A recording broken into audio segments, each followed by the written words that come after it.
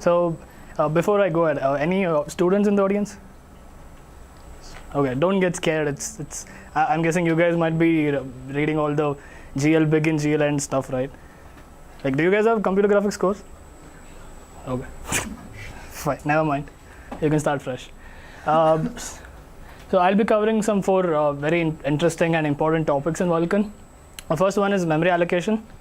And then I'll be briefly, just since we are running out of time, I'll quickly rush through these, and then I'll be explaining a little more in the tutorial part. Coming to memory allocation. So in Vulkan, all the memory allocation is up to the app. There is nothing done implicitly or by the driver. And as Nilesh already explained, there are different heaps that the Vulkan driver exposes. So your GPU, assuming a desktop GPU, you could have something called as a dedicated VRAM, which is close to your GPU, or it could have sysmem, which is CPU memory that's accessible by the GPU. So you could have multiple heaps that is exposed, and there are different types of allocations you can do. So I've just listed the different types of allocations you can do. So the first one is memory that is local to your device or the GPU. The second one is some memory that the host can also see. The host is your CPU. So this would be for shared buffers from GPU to the CPU. The third one is something called as host coherent bit. So coherent, this one is memory which is in which the memory transactions are valid both ways. So if the CPU makes some writes, the GPU can see it, and vice versa. That's the host coherent bit. There's also something called as host cached bit. This is where you need to do explicit cache maintenance. So if you write something onto a buffer on the CPU, you'll need to explicitly call these APIs to make sure that this is visible to the GPU. There's also another thing called lazily allocated.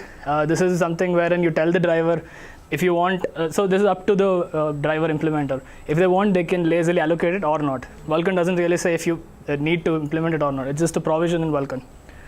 So Vulkan offers two different types of memory objects. First is buffer, and second one is images. First we'll look at buffers. So if you've seen in OpenGL, there is different kinds of buffer objects. You have VBOs, UBOs, SSBOs, all sorts of buffer objects. But in Vulkan, it's all same. It's very heterogeneous. You have just one kind of buffer object. You can use it for a various amount of things. And creation of a buffer is a three-step process. You have, first of all, the create buffer. So this is what actually creates a buffer handle. You can sort of think it like a GL gen buffer maybe, but it's almost similar. So it creates a handle, and then you do the actual allocation. So when you're allocating the memory, you specify what type of memory or where you want to do the allocation. And then third one is bind buffer memory. So whatever buffer handle you got from the first step, you bind it in the third step. Yeah. So this is an interesting concept in Vulkan, which was internally done by the driver. So I think Vedo asked that time, right? So what is the predictability? So even in OpenGL, all these things were done internally by the driver, but these things you never know. You don't know that this particular function call does a copy or a non-copy or something. So staging buffer is a concept wherein, so first of all, the device local bit is not accessible by the CPU. So if you want some memory, ideally you would want all the memory in the device local, which is faster accessible and it's better for the GPU, but the CPU can't really write into it. But if you want to do some uploads, then you need something called as a staging buffer. So what this is? So this is the actual memory that gets used by the GPU. Now you have another memory local. This is a host visible bit. So a host visible bit is a memory that can be written by the CPU, and then this is something you've already allocated. Now you actually need this temporary buffer to get these contents uploaded onto the GPU. So this is essentially what is a staging buffer. Yeah. So what you would do is you'd allocate the host visible memory, and then you'd allocate the device local memory, and then allocate the host visible memory. Copy these contents using this command buffer. Using this command vk command copy buffer. So I'll be showing this in the actual code itself. Any questions about this? This is where it's created with device local. ideally you would want everything there, but if you have, say, something like uniform buffer objects, right, it could work. But if you have VBOs, you definitely want them in the GPU memory. Yeah, I'm going a little fast. Please stop me if there's any questions. So next is the image. So this is the second.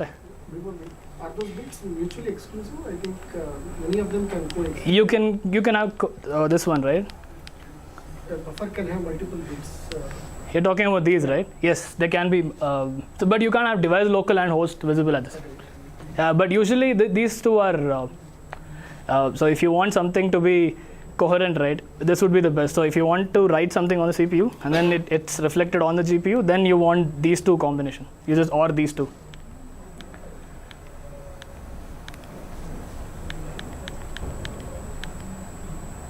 Yeah, next we'll talk about images.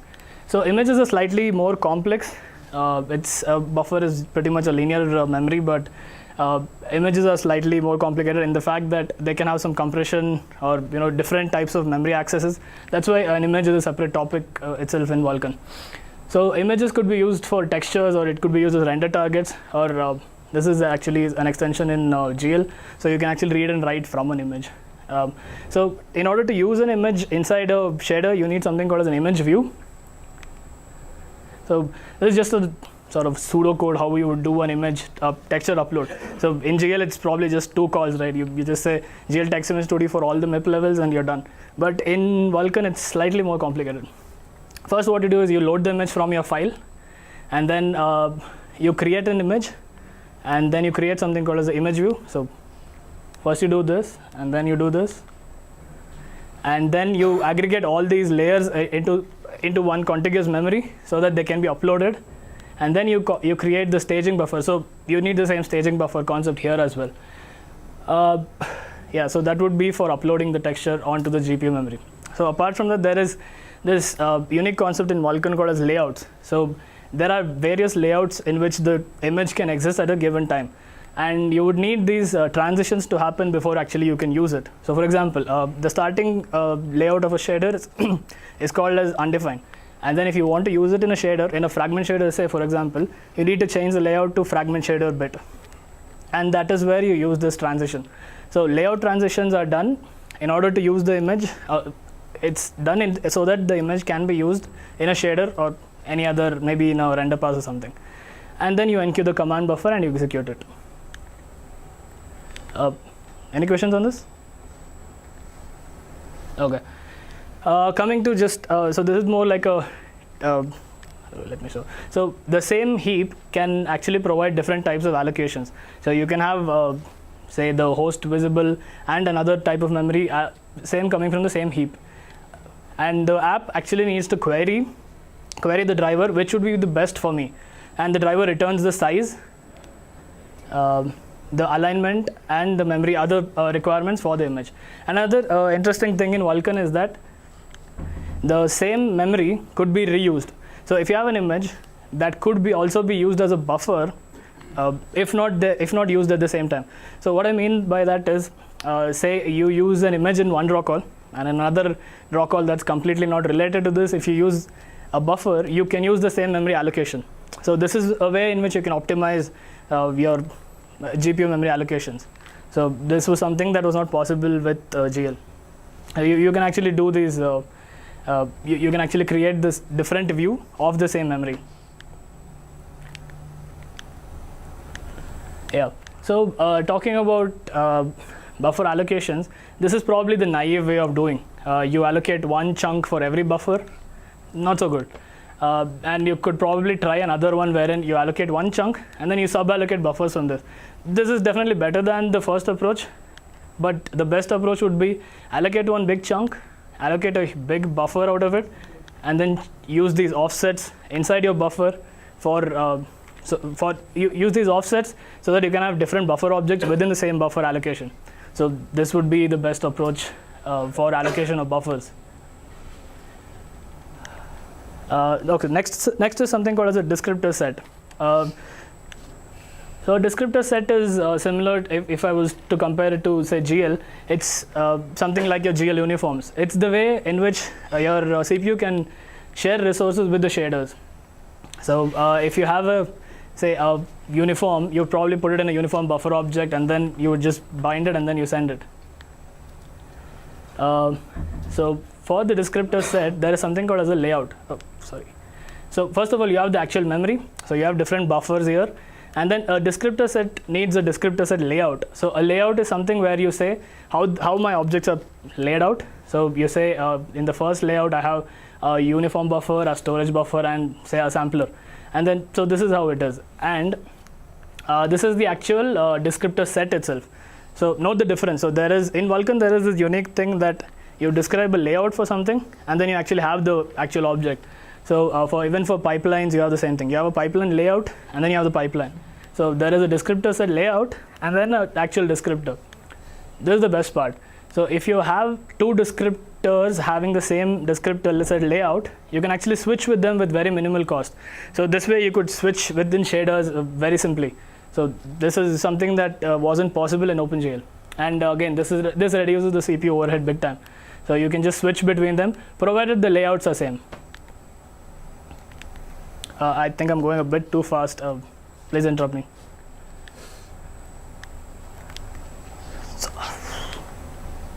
Next is something called as a frame buffer and a render pass. So the concept of frame buffer in OpenGL was slightly complex. So you have in Vulkan it's much more simple. What a frame buffer is just a collectment of different attachments. An attachment is very similar to how it was in OpenGL. You have a color attachment, a depth stencil attachment, different attachments. And a render pass is something wherein you can cherry pick these different attachments. Is that clear? So let me just repeat. So a frame buffer is just a collection of different attachments, and a render pass defines how I use these different attachments. So basically what that means is you have a scene description that uses different kinds of attachments, and your driver knows pretty much offhand that this is going to be done in my entire scene. So in OpenGL there was no such concept of a render pass exactly.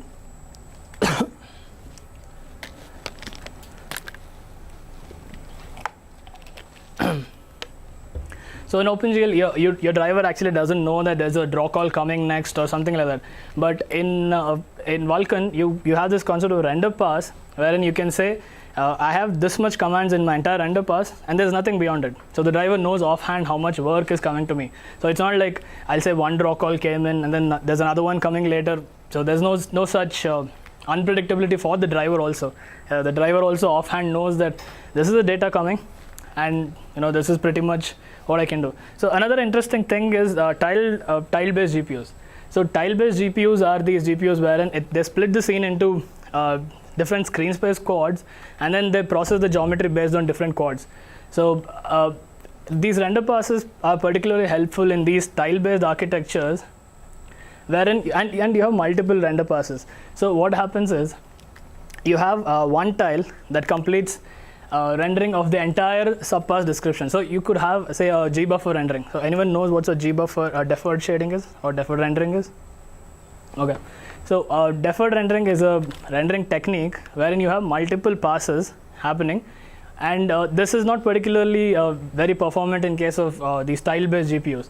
So tile-based GPUs, what they would do in case of GL is that they would render one subpass, go to the next tile, render that subpass. So this is not very beneficial for tile GPUs because they can't really cache anything. But in case of Vulkan, you have a render pass where the entire description is there, and you have subpass dependencies set. So what the driver can do is that it knows that this part of the screen could be used for rendering into this tile, and it could render the entire subpass for that particular tile, and then go to the next subpass.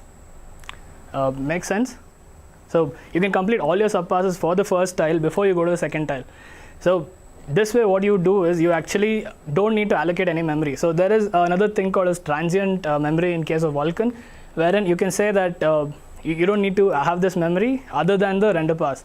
So what you're potentially doing is that you prevent the driver from allocating this extra memory. So you pretty much would be saving like the entire texture need not be allocated for the render pass itself. So until the entire subpass, all the n subpasses are done, you can stay on the same tile, use the same tiles caches, and then go on to the second tile. Okay, coming to the most complicated part of Vulkan, I would say, synchronization. So there are different synchronization primitives offered in Vulkan. So first is barriers. So barriers are something that you could use within the same queue and within the same command buffer. Semaphores are primitives that are used across queues. Fences are used to synchronize the device and the host. So coming to barriers, so before I go into barriers, I just want to show the different stages. So in the pipeline, there are different stages of execution. So and these barriers are used to define these boundaries of execution or memory access across these different stages in the pipeline. So why would you need that? So let's take an example. Say you have a buffer that's shared. Sorry, a buffer that's being written to by the vertex shader. So you want, read by the vertex shader, and say that same buffer would be accessed by the compute shader later stage. So you would need to make sure that these two are synchronized, right? So you add something called as a pipeline barrier so that these two accesses are made sure they work well. So first is something called as execution control. Execution control shows that all accesses before the barrier are finished, all operations before the barrier are complete after the barrier. And memory access says that all accesses to the buffer prior to the barrier are complete and available to all stages after the barrier. I think it'll be a little clear when I show the actual code for this. Is it the same as flush? You're telling GL flush? No, this is completely different. This is actually similar to your GL memory barrier. So GL also had the memory barrier concept, right? So barriers are similar to the GL memory barrier. So it's basically, how do I put it? You have a bunch of commands, and then you want these commands to happen before the barrier, and then there are some commands that depend on those previous ones. So it's basically setting execution dependency or a memory dependency. That's what barriers are used for. So this is because the GPU could reorder and parallelize. Exactly, yeah, exactly. So you don't know when something would happen, right? So you want to set some dependency wherein you know that these operations are complete before, these operations are complete before the next operations are done. So that's what it's needed for. So GL flush, I didn't understand. It's, you don't. Can you tell the equivalent of GL flush in Vulkan? That's my Equivalent of GL flush, that would just be a queue submit. Because your flush, what was it doing? It was submitting, it was kicking off your command buffer, right? But when you call flush, everything before that is complete. Oh, no, not flush. Finish, that's a finish. Flush doesn't ensure that commands are complete. So, no, that is a completely different concept. So, a barrier is very similar to the OpenGL memory barrier. What a barrier is needed for is to make sure that all the previous commands are executed.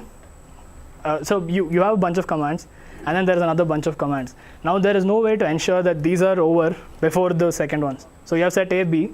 You don't know when set A gets over or B gets over. So if you want A to get over first and then start with B, you need this barrier. Same goes with memory actually. So yeah, and another interesting thing is that if you're done with the execution, you may not have the memory access, memory also available, because there are a lot of internal flushes within the GPU, so you might have to flush those particular caches and everything. So that's where these memory access barriers come into picture. So yeah, execution doesn't guarantee any memory updates. So a flush is a completely different thing. So barriers are just to make sure that commands are happening in synchronous orders, and then you have memory also available. So the equivalent of flush would be a queue submit, because that starts your command buffer execution. So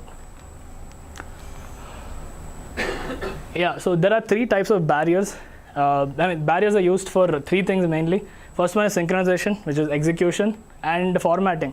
So I already mentioned that you need something called as a layout transition in Vulkan before you could actually use the texture or use the image. So there is reformatting that happens, and you need these barriers for that.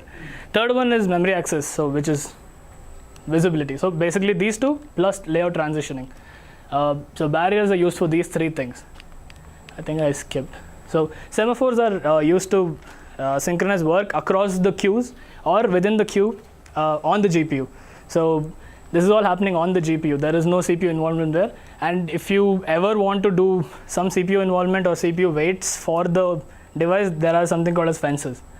Ideally, you could do away with just semaphores, but fences also could be used for some purposes. But otherwise, your barriers and semaphores would pretty much be enough for everything. You said semaphores across queues, but what you're saying is it can be between the host and the queue also. No. This is all in the device itself. What I meant is this is for host and device. Fences are host and device. Semaphores are, it could be used within the queue or across queues. It's up to you, but it works both ways. But it's more coarse. So here you have more control over these different pipeline stages, right? So you can say that this is my start and this is my end.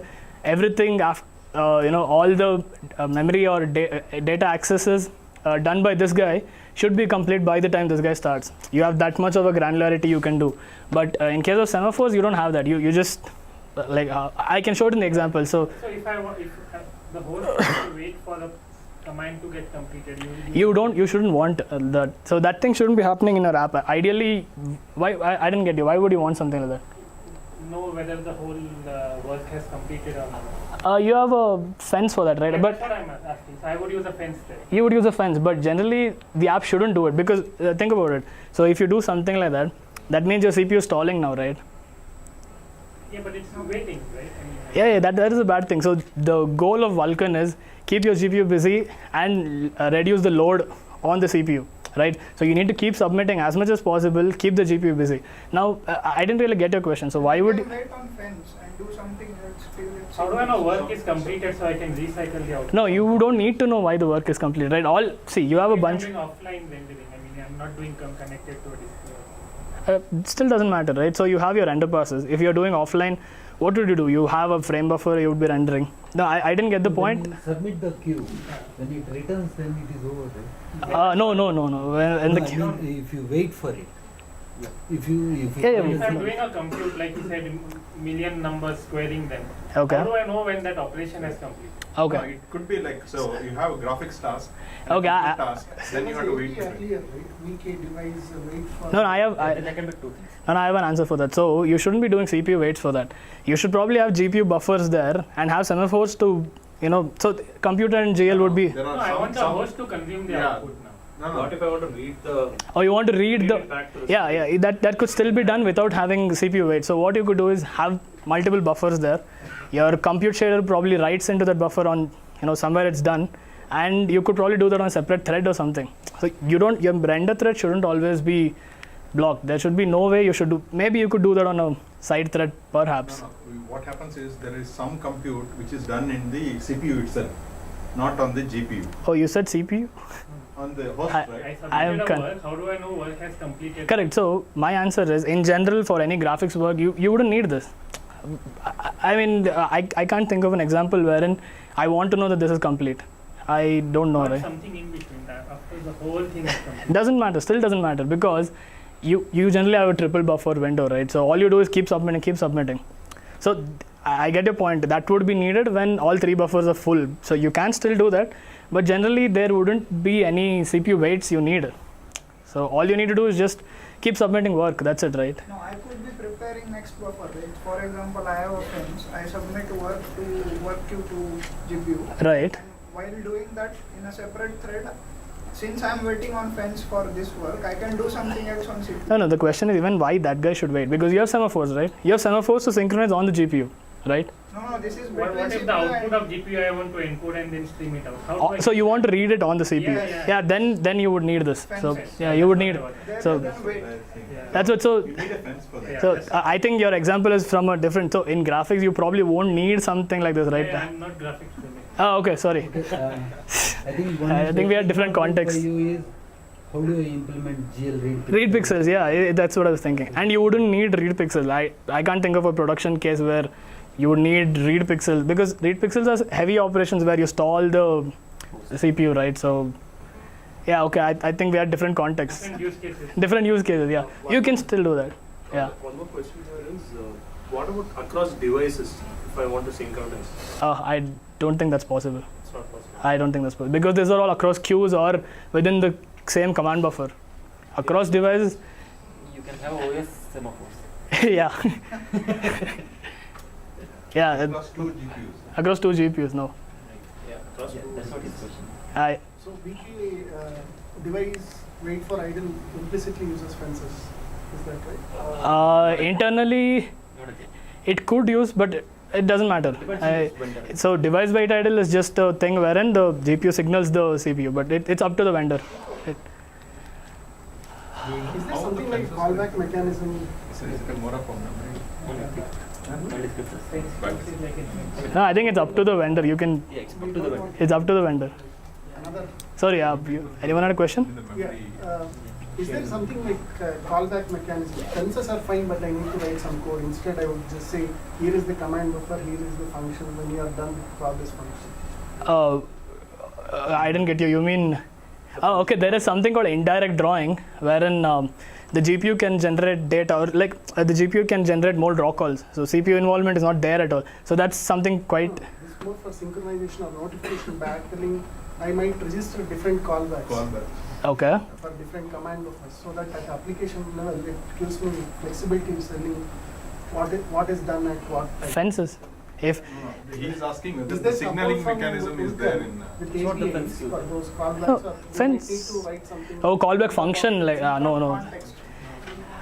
All you think of with respect to callbacks is the initial Allocation callbacks. Yeah, there is.